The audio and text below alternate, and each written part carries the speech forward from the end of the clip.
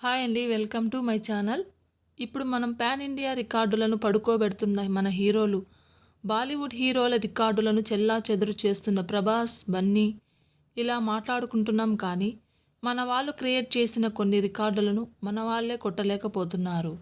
అదేదో ఈ 5-6 ఏళ్ల కిందటి రికార్డులు అనుకుంటున్నారేమో.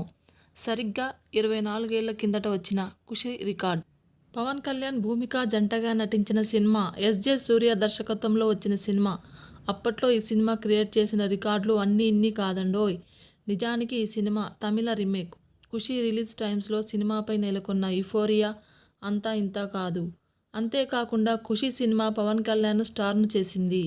అసలు సినిమాలో Pawan stylish look, dialogues, dance, అబ్బో అలా చెప్పుకుంటూ పోతే ఒక పెద్ద లిస్టే తయారు చేయొచ్చు. ఏపీ జాస్ రోడ్లో ఉన్న సంధ్యా థియేటర్లో అత్యధిక కలెక్షన్లు కూలగొట్టిన రికార్డు ఇప్పటికీ ఈ సినిమా పేరిట ఉంది.